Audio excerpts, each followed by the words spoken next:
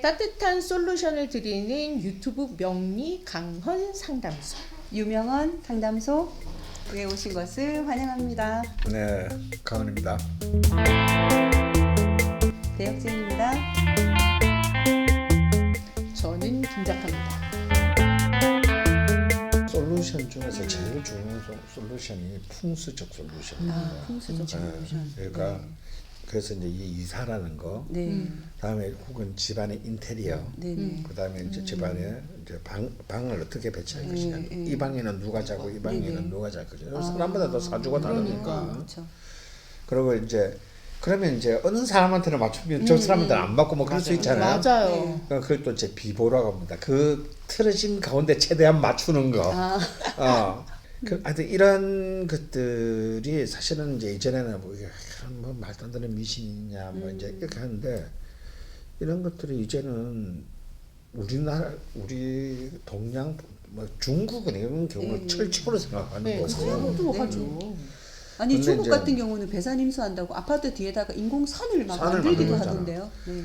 그 유명한 얘기 있잖아요. 일본 그 홍콩의 HCBC인가 하여튼 그 홍콩 상하이 은행이랑 그 둘이서 본사들 네, 건물을 맞아요. 짓는데 서로 풍수 전쟁 벌린 거. 아, 네. 그래가지고 바로 이렇게 바로 맞으면서 맞아. 쓰는데 막 대포를 옥상에다가 저쪽에다가 막 하고 하고 뭐 유치하다. 거울 붙여. 거울 서로. 붙여놓고 반사하고 서로. 걔들 그 진짜 목숨을 걸어요 실제로. 근데 그런 수준은 너무 이제 나간 거고.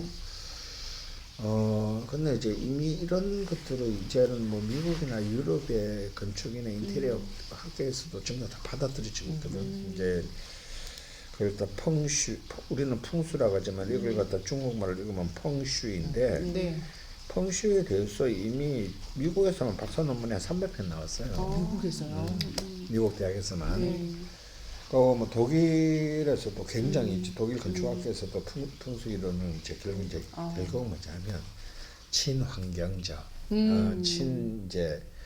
친지구적 이런 관점에서 과연 결국 집이라는 게 인간이 사는 가장 많은 자기 일생에서의 중요한 시간을 보내는 곳이기 때문에 그 기운과 인간을 최대한 맞추는 것이 중요하다라는 거고요. 그래서 우리는 요즘 이제 아파트 있는 데 많이 살잖아요. 공공 밑에.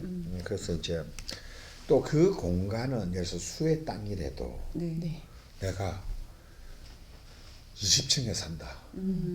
예를 들어서 그렇게 되면 또 기운이 또 달라집니다. 아, 층마다. 예. 그래서 만약에 수익이나 나는 토기운이 필요하다. 근데 내가 어쩔 수 없이 살아야 될 수도 있잖아요. 그럴 때는 1층이나 2층을 씁니다. 땅하고 붙은데. 다음에 지금 우리 여기서 촬영하고 있는 이 지하실, 이게 수기운입니다. 아, 네. 그러니까 지하수. 기본적으로 지하실이 사람들한테 안 좋은 이유가 안 좋은 이유가 이제 수기운이 너무 강하게. 그러니까 왜 지하가 습합니까? 수기운 때문에. 네. 그쵸. 맞습니다. 그리고 이제 한 3층에서 한 6층 사이, 네. 3, 4, 5, 6층 정도가 모으게 기운. 목의 기운이 이 딱 나무가 자라는. 나무가 그런 딱 거구나. 이렇게 자라는. 그렇구나. 저희 집이 5층이거든요. 근데 딱 소나무가 딱 앞에 있어요. 그게 나무가 그냥 딱 보이거든요. 그러니까 그 높이인 것 같아요. 그러면 선생님 생활 중에서 이사를 아무나 할 수 있는 건 아니니까 우리가 생활 중에서 좀 활용할 수 있는 풍수 뭐 이런 걸 조금 팁을 좀 알려주시면 좋을 것 같아요. 집 바깥은 이제 외부? 외부, 네, 그러니까 공격을. 우리를 위험에 빠뜨리는 공간이란 말이지. 그러면 이 안을 가장 안전적으로 만들기 위해서는 그 입구가 현관이란 말이야. 왜냐면 우리는 현관을 통해서 바깥으로 나오고 바깥의 기운이 현관을 통해서 안으로 들어오기 때문에 그래서 그 현관을 가장 깨끗하게 만드는 것이 굉장히 중요하다. 그래서 이제 신지 않은 신발 이런 것들을 그러니까 좀 집안은 좀 어지러워도 현관은 깨끗하게 그리고 신지 않은 신발들은 그냥 다 제거. 그리고 이렇게 외출해서 들어오면 신발을 꼭 이렇게 그냥 현관 바닥에 넣는 게 아니라 집어넣기. 신발장에다가 딱 집어넣어서 현관을 깨끗하게 만들어. 되게 귀찮더라고요. 그렇지. 근데 그게 나도 잘 안 돼. 근데 그것도 버릇이 되면 네. 그걸 못 봅니다. 막 이렇게 특히 막 슬립바들 막 이렇게 많이 있고 늘어져 있는 거. 그런 그런 거. 거 좋네. 그러면 누구라도 들어갈 때 이미 기분이 맛이 확 가는 거야. 그렇죠. 그렇게 확 간 상태에서 집안에 들어가는 거하고 깔끔한 마음으로 들어가고 이미 여기서부터 돈 얼마 안 들이고 돈도 안 들이고 맞아요. 엄청난 차이가 있고요. 한 가지만 더 말씀드리면 예를 들어서 내가 자는 머리를 어느 방향으로 두고 자느냐. 머리 방향. 내가 우리 절대 다 어딘가 방향을 두고 잘 거 아니에요. 그럼 이제 수의견이 필요한 사람은 북쪽 그 목화의 견이 필요한 사람은 남동 방향으로 동쪽과 남쪽의 방향으로 뭐 수의견이 금의 견이 필요한 사람은 서쪽 방향으로 이제 이런 식의 자기의 잠자리에 배치를 하는 거 그런 것이 필요하다.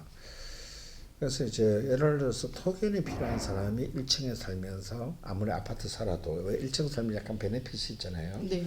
그러면 앞에 텃밭을 가지고 텃밭도 있고. 이런 것들은 너무 좋은 행위가 되는 거예요. 그러니까. 그리고 이제 그 다음으로 이제 그 현관에서 많이 쓰는 재료들이 뭐냐면 그래서 비보 그러니까 이제 이런 나쁜 기운들을 방어하는데 제일 많이 쓰는 몇 가지의 어떤 그런 그 도구들이 있는데 제일 많이 쓰는 것이 거울입니다. 이거는 뭐 아까 홍콩 그 은행들끼리 건물에서도 있고요. 거울은 굉장히 참 유용한 제품인데요. 거울은 반사를 하는 거잖아요. 네. 그래서 좀 나와 내 식구들에게 좋지 않은 기운이 들어온다 하더라도 거울들을 적정한 곳에 있으면 거울들이 그 기운들을 계속 이른바 스캐터링 분산시키는 역할을 하는 거예요. 물론 거울이 절대 있어서는 안 되는 곳도 있습니다. 어디요? 가령에서 문을 열고 딱 들어 내 정면에 거울. 현관문을 딱 열었을 때 정문. 근데 이제 측면이나 이런 쪽에서는 그걸로 뭐 어차피 우리 넘어서 한번 봐야 되잖아요. 그러니까 그런 실용적인 것도 있지만 그런 이런 그 현관의 측면에 큰 거울이 있는 것은 굉장히 좋은 역할을 합니다. 그리고 이제 그림 같은 경우도 굉장히 인테리어에 많이 활용한다. 아까 이제 호랑이 그림 이야기는 이렇게 특히 수균이 넘쳐나는 사람들은 수탄 기호, 수의 기운을 쫙 그 설계시키는 기운이 임목인데 임목은 또 호랑이에 해당하기 때문에 호랑이 그림이 그래서 옛날에 우리 아버지도 수가 많고 나도 수가 많고 이래가지고 어디서 뭐 그 호랑이가 산에서 쭉 내려오는 그 제자 큰 거. 옛날에는 집집마다 스킬 떠가지고 막 맞아요. 그 그림을 우리 어릴 때 우리 집에 꼭 그랬거든요. 그래서 이제 그런 경우는 이제 뭐 호랑이 그림. 해바라기 이런 것도 많이. 근데 이제 사실은 이제 명리가 전제되지 않은 풍수는 의미가 없다라는 게 저희 생각이고요. 이제 그 명리가 일단 주고 이제 풍수는 이제 그런 아까 말한 여러 가지 솔루션을 하는 데 있어서의 어떤 하나의 또 방법적인 거고요. 이거는 실은 뭐 명리를 하든 안 하든 알아두면 좋으시고 그리고 아님 말고잖아요. 믿던 안 믿던 아님 말고인데 선생님께서 이제 그 저희 명리 수업을 하고 계시지만 풍수 속성 수업을 준비하고 계세요. 그래서 그 관심 있게 지켜보다가 저희가 한번 저기 선생님 그 수업 개강할 때 다시 한번 저희가 공고를 하겠지만 눈여겨 보셨다가 가벼운 마음으로 3개월 속성이라 그랬나요, 선생님? 3개월 속성. 3개월 속성인데 15주. 근데 선생님 보통 이렇게 서비스로 두세 번 더 하시는데 그게 과연 서비스일까? 서비스인 게 아니라 그러니까 그건 서비스 우리끼리는 서비스라고 하고 아무튼 그렇게 하니까 한번 관심을 가져보셔도 좋을 것 같아요. 상담을 원하시는 분은 철공소2024gmail.com으로 사연 보내주세요. 사연 보내실 때 연락처 꼭 남겨주세요.